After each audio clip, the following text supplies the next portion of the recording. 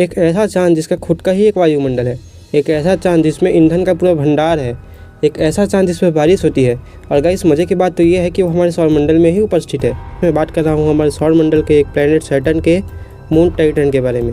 तो क्या खास है इसमें और क्यों इसने वैज्ञानिकों के होश उड़ा रखे हैं, आइए जानते हैं। दोस्तों, हमारे सौरमंडल में पृथ्वी के अलावा एक ही ऐसा प्लैनेट है जिसमें एटमॉस्फेयर की एक मोटी लेयर है, जो हमारे शनि ग्रह का प्लैनेट टाइटन है। अब चलते हैं साल 1980 में, जब स्पेस क्राफ्ट वाइजर 1 शनि के सबसे करीब से होकर गुजरा था। उस समय वाइजर 1 ने हमें शनि और उसके रिंग्स की कुछ तस्वीरें भेजी थी।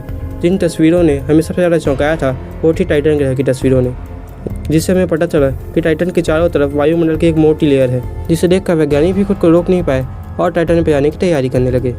हालांकि ये कोई आसान मिशन नहीं था, जिसे पूरा करने के लिए नासा, ESI और ESA ने मिलकर टाइटन पर जाने की प्लानिंग की। सन 20 साल तक चलना था और इस समय सालों ने शनि ग्रह को बहुत करीब से देखा था, जिसकी खास बात तो ये थी कि हम अपने नहीं बल्कि दूसरे प्लेनेट के चांद पर जाने वाले थे।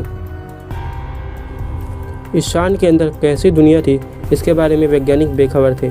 आखिर क्यों वैज्ञानिक धरती के बाद टाइटन पर जीवन होने के आसार बता रहे थे?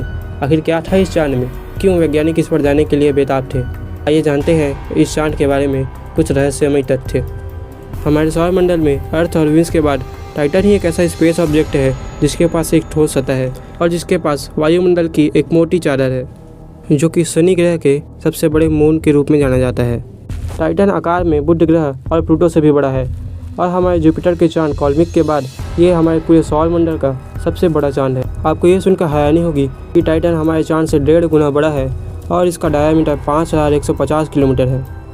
टाइटन की तस्वीरों को देखकर वैज्ञानिक इसके बारे में जानने के लिए काफ़ी ज़्यादा उत्सुक हो गए और अब इसे एक्सप्लोर करना चाहते हैं। और फिर 15 अक्टूबर 1997 को एक स्पेसक्राफ्ट को धरती से टाइटन की तरफ रवाना कर दिया गया और इस स्पेसक्राफ्ट को शनि ग्रह के ऑर्बिट में दाखिल होने में 7 साल का वक्त लग गया और ये वहाँ 2004 में पहुँचा। आपको बता दें, इस स्पेसक्राफ्ट से पहले भी टाइटन पर 3 स्पेसक्राफ्ट भेजे जा चुके थे, जिसके हमें काफ़ी जानकारी प्राप्त थी और ये स्पेसक्राफ्ट आसानी से वहाँ तक पहुँच गया। और ये पहला स्पेसक्राफ्ट था जो शनि के ऑर्बिट के अंदर गया था। बाकी स्पेसक्राफ्ट ऑर्बिट के बाहर तक ही गए थे। इस स्पेसक्राफ्ट के साथ लैंडर भी गया था, जिसने शनि ग्रह की इस अनोखे चांद के बारे में हमें बहुत सारी जानकारी दे दी। स्पेसक्राफ्ट द्वारा खींची गई तस्वीरों में हमें छोटे छोटे पहाड़ देखने को मिले और उसकी सतह पर हमें हमारी नदियों जैसी आकृतियाँ भी देखने को मिली।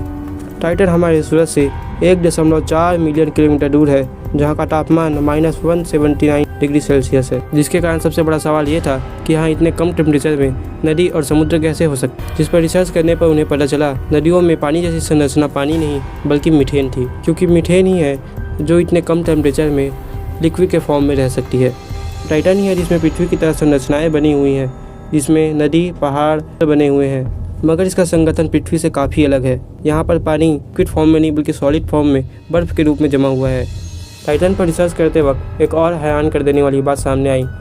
टाइटन पर बारिश भी होती है, पर यहाँ पर बारिश जल की नहीं बल्कि मीथेन की होती है। टाइटन एक ऐसा ग्रह है जहाँ पर मनुष्य के सबसे ज़्यादा उपयोग किए जाने वाले ईंधन मीथेन का भरपूर स्रोत है, जहाँ पर मीथेन नदियों की तरह बहते हैं और समुद्रों में स्थिर रहते हैं। साथ ही यहाँ मीथेन की बारिश भी होती है। एक और बात आपको पता होनी चाहिए कि मंगल के बाद सबसे दूर तक हम किसी ठोस ऑब्जेक्ट पर पहुँचे हैं तो वो टाइटन है। और एक और बात भी आपको पता होनी चाहिए, टाइटन हमारी पृथ्वी से इतना दूर है कि वहाँ से स्पेसक्राफ्ट द्वारा भेजा गया डेटा यहाँ तक आने में तकरीबन 1 घंटे का समय लगता है। इन सब चीज़ों को देखते हुए यहाँ पर जीवन की होने की संभावना काफ़ी बढ़ जाती है। यहाँ पर जीवन मिलना कोई हैरान कर देने वाली बात नहीं होगी। आज की इस वीडियो में इतना ही, मिलते हैं किसी और नए वीडियो में।